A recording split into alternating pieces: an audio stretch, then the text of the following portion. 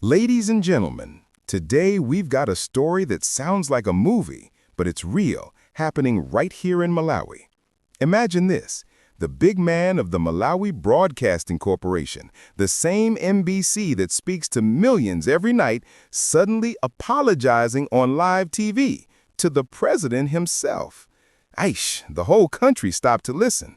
Some said, bravo, maturity. Others whispered, that looks forced, my friend.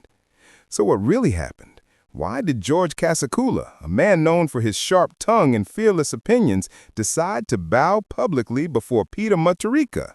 Today, we break it down, fact by fact, and by the end, you'll decide whether this was genuine remorse or polished political theater. Let's roll. If you blinked, you might have missed it, but Malawi didn't.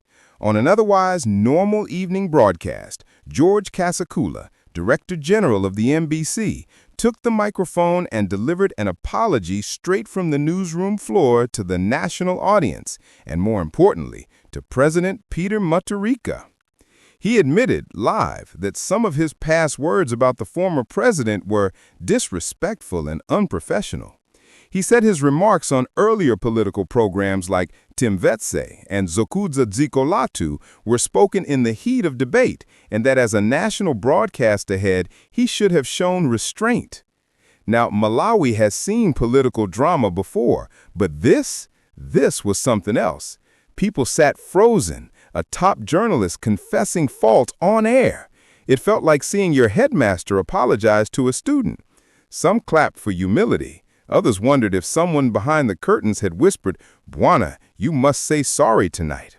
Social media went into flames. Facebook comments, TikTok clips, WhatsApp voice notes. Everyone had a theory. Is this democracy in action or pressure from the palace? Why now? Another asked. Behind the cameras, insiders whispered that Kasakula had been facing quiet political heat. Ever since President Mutharika returned to power earlier this year, there's been renewed attention on how state media covers opposition versus the ruling DPP. For Kasakula, the apology looked like damage control, a way to reset his image and save MBC from the political storm brewing online. But for others, it symbolized surrender, the final proof that freedom of speech in the state broadcaster still bends to power. And yet, we can't deny the courage it takes to face a nation and admit wrongs. Maybe, just maybe, this was his way of saying, we can do better. But one emotional apology doesn't happen in a vacuum. When you look closer, you'll see the roots run deep. Years of bias claims, political ping pong, and broken trust. Let's rewind and see how we even got here. To understand Kasakula's big apology, we have to dig into MBC's reputation. And trust me, it's a long, dusty road. For decades, Malawians have joked that MBC doesn't stand for Malawi Broadcasting Corporation, but Mutharika Broadcasting Channel. Each new government seems to repaint the same old wall. Whoever wins the election suddenly finds MBC echoing their praises like a gospel choir. During the 2019 and 2020 political transitions, critics accused MBC of turning into a propaganda arm, airing biased news segments, editing opposition speeches, and amplifying government projects like campaign ads. So when George Kasakula rose to leadership, many hoped he'd be the reformer. He promised professionalism, fair coverage, and a people-first newsroom. But promises in politics can melt faster than ice in the Blantyre sun. Under pressure to please different powers, editorial independence got blurry. Talk shows started sounding like mini rallies. The public, once loyal to MBC, began to migrate to online platforms, Lunta TV, Zodiac, Times 24, where discussions felt freer, more authentic. By the time Peter Mutharika's comeback heated up, MBC's credibility was already fragile. Every slip by Kasakula or his team became ammunition for critics. So when he once made sharp remarks about the former president, remarks that some described as mocking, the ruling elite took it personally. Inside MBC, staff morale reportedly dropped. Some journalists said they didn't know which side they were supposed to serve anymore, the public or the powerful.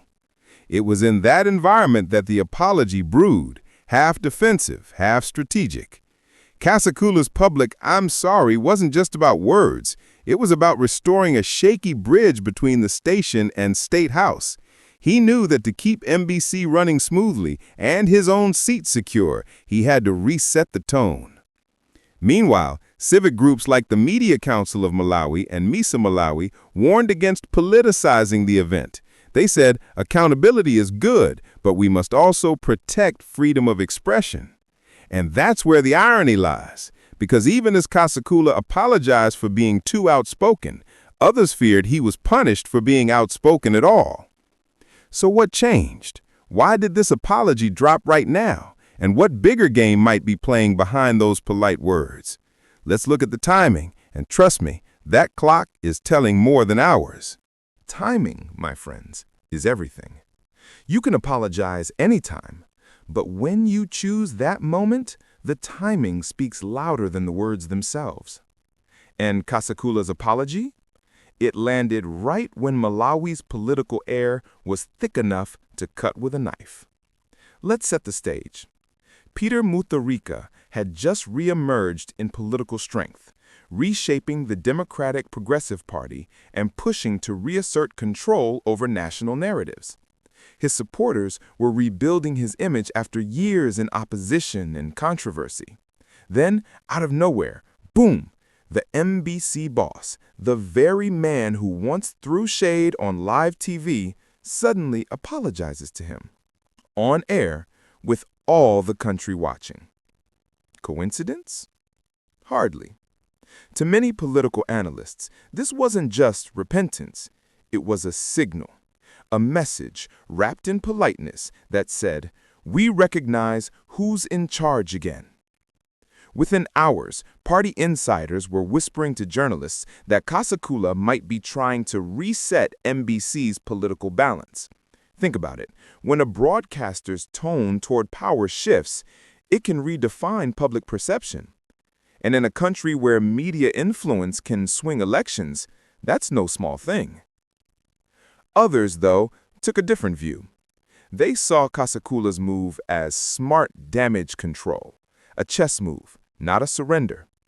After all, he's no rookie. The man has been around the media block for decades. He knows the storm that comes with poking the political bear. Maybe he decided, why fight a battle I can't win?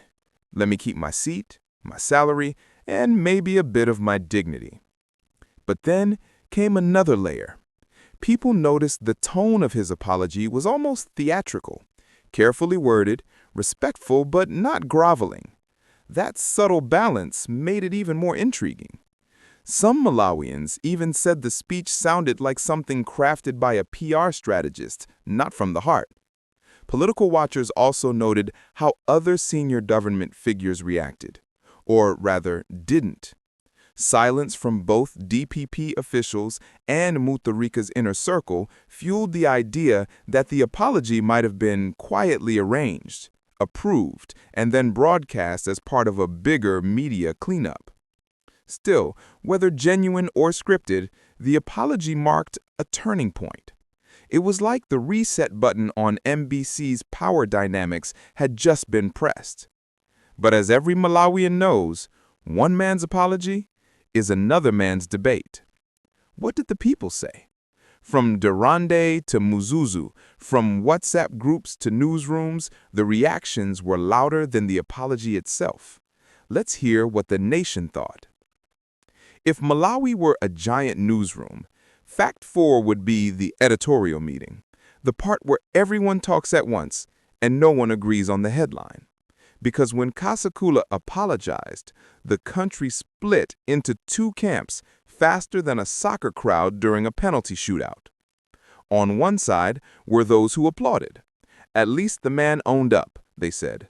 We always ask for accountability, and here it is.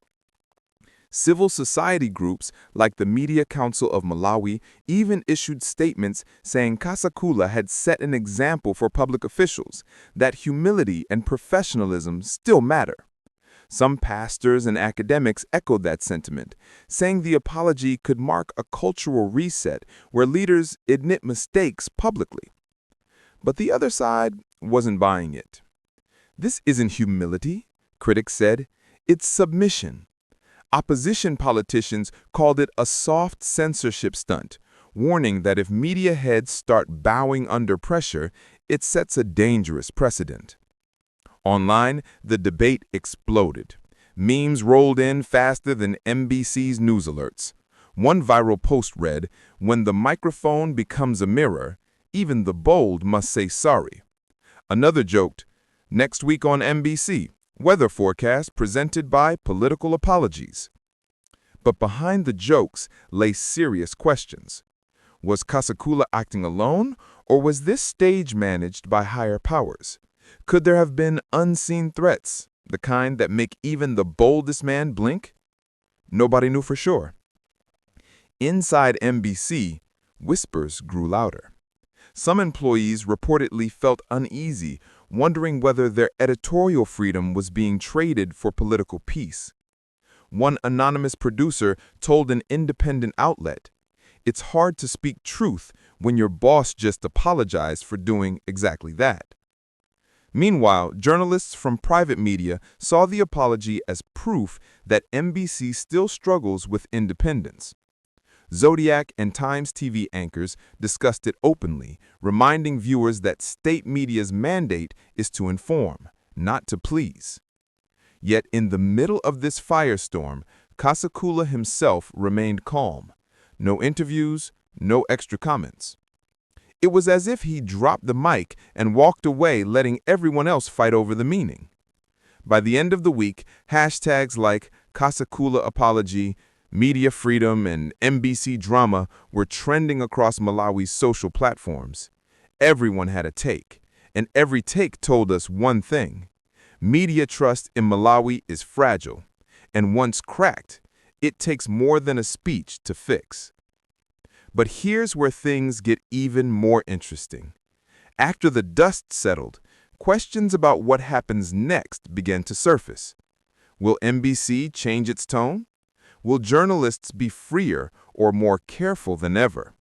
Time to zoom in on the aftermath. Every big moment leaves an echo, and Kasakula's apology was no different. When the camera stopped rolling, the real story began backstage. Malawi started asking, what happens next? At MBC headquarters, insiders described a mixed atmosphere, part relief, part uncertainty. Some staff felt the apology cleared the air, saying it showed leadership maturity. "At least now, we can start fresh," one anchor said quietly. But others weren't so optimistic. "Fresh start," one editor whispered, "or fresh leash?" Behind closed doors, reports surfaced that editorial meetings had suddenly become more cautious. Producers started second-guessing scripts, checking every sentence for political landmines. In short, the newsroom climate shifted, not with open fear, but with quiet restraint. You could feel it in the way journalists paused before going live, asking themselves, "Can I say this?" Meanwhile, outside MBC's walls, civil society groups were turning up the heat. The Media Council of Malawi called for clear editorial independence policies. MISA Malawi urged government officials to stop interfering with broadcasting decisions, saying, "We cannot have a democracy with timid newsrooms." The controversy also reignited talk about MBC's reform bill, the one promising to turn the broadcaster into a truly public service outlet rather than a government mouthpiece. Activists pointed out that such a law had been proposed before, but mysteriously never implemented. It's always convenient for those in power to keep MBC under control, one commentator said on Zodiac Radio. At the same time, opposition parties started strategizing how to use this moment. They claimed Kasakula's apology proved that press freedom in Malawi exists only when it flatters power. But some DPP loyalists fired back, arguing that the apology showed integrity, a willingness to rise above grudges. The irony? Both sides may be right, because in Malawi's political chessboard, media truth often becomes the pawn that everyone wants to move. Kasakula himself stayed silent, a tactical silence perhaps. The man who once dominated headlines was now watching them, and that silence raised its own question. Was he protecting his job or protecting his conscience? Either way, one thing became clear. After that night, MBC's every move would be watched more closely than ever before. And if you think this was just about one apology, think again. What happened at MBC is part of a much bigger story, a mirror reflecting Malawi's struggle with media, power, and accountability. Zoom out for a second. Beyond the microphones, beyond the politics, what does this story really tell us? Because George Kasakula's apology is not just about one man's regret. It's about how power and media dance in Malawi and who gets to lead the rhythm. Let's be honest. Every nation has its version of MBC, a state broadcaster walking the tightrope between serving the people and pleasing the powerful. But Malawi's version hits close to home because it shows how fragile that balance can be. When journalists feel they have to apologize for speaking too freely, it signals that freedom of expression is still conditional, allowed only when convenient. Yet when leaders accept an apology publicly without vengeance, it can also signal maturity and reconciliation. So this story lives in the gray zone, between pressure and progress. Malawians watching this unfold began reflecting on bigger questions. Who truly controls public media? Should politicians have the final say, or should citizens? Why does every regime promise to depoliticize MBC, only to do the opposite once in power? Some say the apology might actually spark change. It might remind the next generation of journalists that integrity doesn't mean perfection. It means being brave enough to face consequences. Others fear it will do the opposite, making reporters think twice before criticizing leaders. Either way, it's a turning point. The old days of quiet obedience in the newsroom are gone, replaced by louder debates about transparency and ethics. As one media lecturer in Lilongwe said, freedom of the press is not a gift, it's a muscle. If you don't exercise it, it gets weak. So maybe Kasakula's apology was more than just a headline. Maybe it's a mirror, showing us where we are and daring us to ask, are we okay with this, or do we want better? And that's the heart of it. MBC, like Malawi itself, stands at a crossroads. One path leads to bold, independent journalism. The other, to silence, disguised as civility. The choice, as always, belongs to the people watching, you and me. So now that you've seen the full picture, from the apology to the aftershocks, let's wrap this up with one final thought. What do you believe? So there you have it, the inside story of how George Kasakula, Malawi's top broadcaster, turned one apology into a national debate about truth and power. Some call it courage, others call it control. But whatever side you're on, one thing is clear. This moment has forced every Malawian to think about what kind of media and what kind of leadership we really want. Now, I want to hear from you. Was Kasakula's apology genuine or staged? Do you think MBC can ever be truly independent, or is it forever tied to the politics of the day? Drop your thoughts in the comments below. I'll be reading them myself. And if you believe stories like this deserve to be told boldly and honestly, don't just watch. Join the movement. Hit that subscribe button, turn on notifications, and share this video to keep the conversation alive. Because here at Global Pulse News, we don't just tell stories. We unpack the pulse of Africa, one headline at a time.